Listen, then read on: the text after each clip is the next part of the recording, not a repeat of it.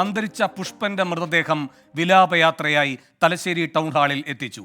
വഴിയിലുടനീളം പ്രവർത്തകർ പുഷ്പന് അന്ത്യാഞ്ജലി അർപ്പിച്ചു.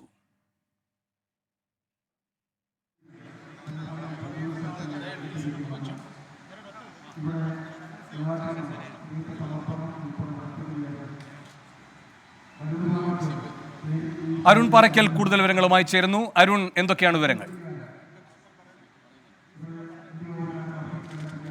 വിലാപയാത്ര കോഴിക്കോട് നിന്ന് പുറപ്പെട്ട പുഷ്പനുമായുള്ള വിലാപയാത്ര കണ്ണൂർ തലശ്ശേരി ടൗൺ ഹാളിലേക്ക് എത്തിയത്. ഇപ്പോൾ തലശ്ശേരി ടൗൺ ഹാളിൽ സ്പീക്കർ AN ഷംസീർ ഉൾപ്പെടെയുള്ള ആളുകൾ ഇവിടേക്ക് എത്തിയിട്ടുണ്ട്. അല്പസമയം മുമ്പ് ഈ ഒരു സ്ഥലത്തേക്ക്, അതായത് ഈ തലശ്ശേരി ടൗൺ ഹാളിൽ പുഷ്പന്റെ പൊതുദർശനം നിശ്ചയിച്ച സ്ഥലത്തേക്ക് മൃതദേഹം എത്തിച്ചേർന്നു. ഇപ്പോൾ ആയിരക്കണക്കിന് പ്രവർത്തകർ, പാർട്ടി പ്രവർത്തകർ ഉൾപ്പെടെയുള്ള ആളുകൾ ഇവിടേക്ക് എത്തിച്ചേർന്നിരിക്കുന്നു. പുഷ്പനെ കാണുന്നതിന് വേണ്ടി CPM-ന്റെ മുതിർന്ന നേതാക്കളുണ്ട്. അതുപോലെ തന്നെ പാർട്ടി പ്രവർത്തകർ, DYFI-യുടെയും SFI-യുടെയും CPM-ലേക്ക് ആയിരക്കണക്കിന് പ്രവർത്തകർ ഇവിടേക്ക് എത്തിച്ചേർന്നിരിക്കുന്നു. ഇപ്പോൾ പൊതുദർശനം ഇവിടെ പുരോഗമിക്കുകയാണ്.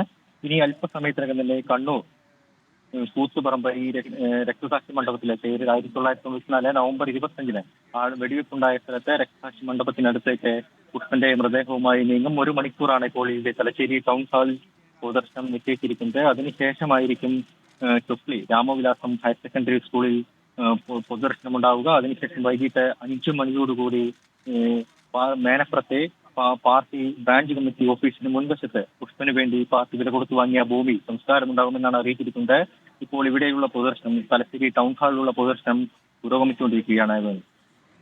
അന്തരിച്ച പുഷ്പന്റെ മൃതദേഹം വിലാപയാത്രയായി തലശ്ശേരി ടൗൺ ഹാളിൽ എത്തിച്ചു. ഇപ്പോൾ അവിടെ സഖാക്കൾ, സഹപ്രവർത്തകർ, നാട്ടുകാർ എല്ലാവരും, നേതാക്കന്മാരടക്കമുള്ള വലിയൊരു നിര അന്ത്യാഭിവാദ്യം അർപ്പിക്കുകയാണ്. അരുൺ പാറയ്ക്കലാണ് വിവരങ്ങൾ നൽകിയത്.